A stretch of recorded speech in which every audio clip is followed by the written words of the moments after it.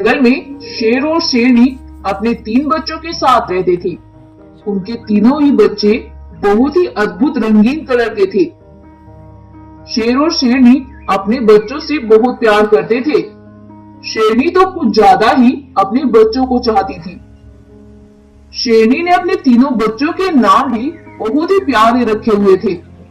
एक का नाम था शेर खान, जो कि गोल्डन कलर का बहुत ही नेक बच्चा था, और दूसरे का नाम था शेरू, जिसका रंग रेड कलर का था, और तीसरे का नाम था शिम्बा। शिम्बा शेर का रंग नीले कलर का था। शेरनी शिम्बा शेर को प्यार से नीलू कहकर पुकारती थी। शेरनी ने अभी तक अपने बच्चों को जंगल नहीं घुमाया था, क्योंकि शेरनी को डर था कि कभी उसके बच्चों को किसी की नजर न लग जाए। इसीलिए वह अपने बच्चों को जंगल नहीं ले जाया करती थी। एक दिन शेरनी के बच्चे अपनी माँ से जिद करने लगते हैं। माँ, आप आज हमें जंगल घुमा कर लाओ ना, प्लीज माँ। शेरनी अपने बेटों को बहुत मना करती है, लेकिन फिर शेर शेरनी से बोलता है, अरे भगवान, जब बच्चे इतनी जिद कर रहे हैं तो क्यों ना हम इन्हें आज जंगल घुमा ही लाए।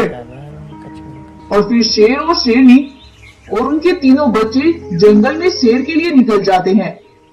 जब वो जंगल में खेल रहे होते हैं तो दूसरे जंगल की शेरनी उन तीनों बच्चों को देख लेती है। अरे, ये कितने प्यारे बच्चे हैं, ये तो बिल्कुल अद्भुत रंग के हैं। ऐसे बच्चे तो मैंने आज तक भी नहीं देखे हैं, और ये जंगल भी बहुत ही ज्यादा प्यारा है। लगता है ये इस जंगल के राजा के बेटे हैं। मैं तो सोचती थी कि अपने बेटे को इस जंगल का राजा बनाऊंगी, लेकिन अब कैसे? कुछ तो करना ही पड़ेगा। वो सब जंगल में घूमकर वापस आते हैं। अगले दिन शेरनी जंगल में शिकार करने जाती है और अपने बेटे शेर खान को भी अपने साथ लेकर चली जाती है। जब वो दोनों जंगल में शिकार ढूंढ रहे थे, तब शेरनी शेरू के पीछे पीछे चल रही थी और शेरू आगे आगे। थोड़ी दूर चलने के बाद जब शेरू पीछे मुड़कर अपनी माँ को देखता है, तो ना जाने किसने उसकी माँ शेरनी का कत्ल कर दिया था। अपनी माँ को मरा हुआ देखकर शेरू के तो होश उड़ गए और वह रोने लगा। माँ, ये सब क्या हो गया माँ? और किसने ये सब किया माँ? उठो ना प्लीज माँ, उठ जाओ प्लीज। लेकिन शेरनी तो अब मर चुकी थी, इसीलिए वो कुछ भी नहीं बोलती। अपनी माँ को ऐसे गुमसुम देखकर शेरू जल्दी से भागकर अपने बाबा और दोनों भाइयों को बुला कर लाया, लेकिन शेरनी तो पहले ही मर चुकी थी। शेरनी को मरा हुआ देखकर शेर बहुत उदास हो गया। शेरू बेटा, ये सब किसने किया? पता नहीं बाबा, मैं तो आगे आगे चल रहा था और शेरनी माँ मेरे पीछे पीछे। तभी मुझे पीछे से कुछ गिरने की आवाज आई। जब मैंने पीछे मुड़कर देखा तो वहाँ शेरनी माँ मरी पड़ी थी। मैंने माँ को उठाने की बहुत कोशिश की, लेकिन माँ तो उठी ही नहीं। बाबा उठाए ना माँ को प्लीज बाबा। शेरनी के मरने के बाद शेर ही अपने बच्चों का ख्याल रखने लगता है। कुछ दिन तो ठीक ठाक बीत जाते हैं, लेकिन एक दिन शेर दूसरे जंगल की शेरनी से दूसरी शादी कर लेता है और इस शेरनी का भी एक बेटा होता है। अब शेर अपने बच्चों को समझाता है। सुनो बेटा, आज से यही तुम्हारी माँ है और यह तुम्हारा भाई है। इसका नाम भोला है। आज से अपने छोटे भाई का तुम्हें ही ख्याल रखना है। और वो तीनों बच्चे चुप होकर अपने बाबा की कही बातें सुनते हैं। शेरनी शेर की मौजूदगी में तो शेर के बच्चों से बहुत प्यार दिखाती है, लेकिन जब शेर वहाँ नहीं होता तो वह शेर के बच्चों को खाना तक नहीं खिलाती है और अपने खुद के बच्चे से बहुत लाड प्यार करती है। लेकिन वो तीनों बच्चे बेचारे कुछ भी नहीं बोलते, बस चुपचाप ये सब सहते हैं। एक दिन शेर जंगल में शेर पर गया हुआ होता है और शेरनी उन तीनों बच्चों को भी जंगल से खाना लेने को बोलकर उन्हें वहाँ से भगा देती है। उनके जाने के बाद वो अपने बेटे को समझाती है। बेटा तुम सुनो, ये शेर तो बहुत बेवकूफ है। जब तुम बड़े हो जाओगे तो तुम ही इस जंगल के राजा बनोगे। लेकिन माँ, मैं कैसे इस जंगल का राजा बनूंगा? इस जंगल का राजा तो उन तीनों भाइयों में से कोई बनेगा। अरे ऐसे कैसे? वो तो तब इस जंगल के राजा बनेंगे जब वो जिंदा रहेंगे। तुम बस देखते जाओ मैं कैसे उनका किस्सा इस जंगल से खत्म करती हूँ। जैसे मैंने इनकी माँ को मारा था वैसे ही इन्हें भी मरना होगा।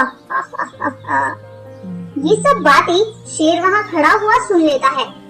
शेरनी की ऐसी चालाकी वाली बातें सुनकर शेर को बहुत ज्यादा गुस्सा आता है और वह तुरंत ही जाकर शेरनी पर हमला कर देता है और उसे मार देता है। शेरनी का बच्चा अपनी माँ को ऐसे मरा हुआ देखकर रोने लगता है। ये क्या किया आपने? ये क्या कर दिया? मेरी माँ को क्यों मार दिया आपने? तब शेर उस बच्चे को समझाता है, बेटा तुम्हारी माँ एक बुरी माँ थी जो कि अपने साथ साथ तुम्हें भी गलत बातें सिखा रही थी। अगर तुम उसके साथ रहते तो वो तुम्हें भी गलत बातें सिखाकर एक बुरा जानवर बना देती। इसीलिए मैंने इस जालिम का किस्सा इस दुनिया से ही खत्म कर दिया। तभी शेर के तीनों बेटे भी वहाँ आ जाते हैं और जब वो शेरनी को मरा हुआ देखते हैं तो वो भी हैरान हो जाते हैं। बाबा, ये सब किसने किया? तब शेर अपने बच्चों को पूरी बात बताता है। तो बाबा, जब इस शेरनी ने हमारी माँ को मारा था तो अब इसके बेटे को क्यों अपने पास रख रहे हो? इसे भी यहाँ से भगाओ। नहीं बेटा, अभी ये छोटा है, ये अभी ऐसा बनेगा जैसी हम इसकी तरबियत करेंगे। अगर ये बुरी संगति में रहेगा तो बुरा इंसान बनेगा और अगर अच्छी संगति में रहेगा तो ये भी अच्छा ही बनेगा। इसीलिए मैं इसे अपने पास रख रहा हूँ ताकि ये अपनी माँ के जैसा न बनकर एक अच्छा जानवर बने। अच्छा ठीक है बाबा। अपने बाबा की बात सुनकर शेर के बच्चे कुछ भी नहीं बोलते और सभी मिलजुल कर अच्छे से इस जंगल में फिर से रहने लगते हैं। हाथी लायन और जादुई बकरी घर। जंगल का राजा हाथी लायन अब बूढ़ा हो चला था और हाथी लायन के पास बहुत सी शक्तियां थी जिन्हें वो एक ऐसे जानवर को देना चाहता था जो कि उन शक्तियों का इस्तेमाल अच्छे कामों में करे और उन शक्तियों से सभी जानवरों की मदद करे। लेकिन अब वो किसी भी जानवर पर विश्वास नहीं कर पा रहा था। अब रात दिन हाथी लायन बस इसी सोच में गुम रहता कि आखिर मैं किस जानवर पर इतना विश्वास करूं जो कि मेरी उम्मीदों पर खरा उतर सके। एक दिन उसके पास एक बाघ मानव आता है और वो हाथी लायन से पूछता है, क्या हुआ भाई, इतने परेशान क्यों हो? तुम्हें कोई परेशानी है तो मैं तुम्हारी मदद कर सकता हूँ। हाँ भाई, मैं एक बात को लेकर बहुत परेशान हूँ। कौन सी बात? बाघ मानव, अब मैं तुम्हें क्या बताऊं? मेरे पास मेरे पूर्वजों की दी हुई कुछ शक्तियां हैं जिन्हें मैं ऐसे हाथों सौंपना चाहता हूँ जो कि इस पूरे जंगल का ख्याल रखे और उन शक्तियों का भी गलत इस्तेमाल ना करे। अच्छा ये बात है, तो फिर चाचा तुम वो शक्तियां मुझे दे दो। यकीन मानो मैंने आज तक अपनी जिंदगी में कभी भी कोई गलत काम नहीं किया है और मैं तो अगर किसी को गलत काम करते देख लूं तो मैं उसे तुरंत ही समझाने के लिए निकल जाता हूँ। मुझसे नहीं देखा जाता कुछ गलत काम। Hello friend.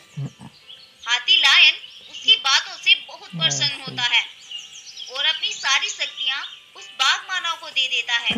बाघ मानव शक्तियाँ पाने के तुरंत बाद ही वहाँ से निकल जाता है और उन शक्तियों से जंगल में आतंक मचाने लगता है। जंगल के जानवरों को उन शक्तियों से मारने लगता है।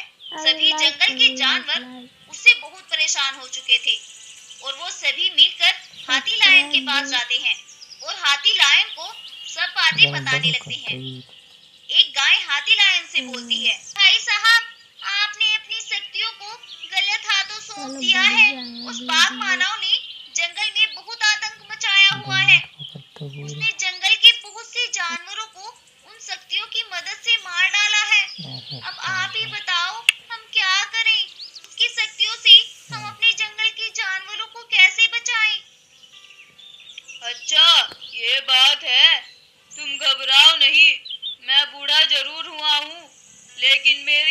शक्तियों का हल है मेरे पास। मैं अपने आप उन शक्तियों का हल निकाल लूंगा।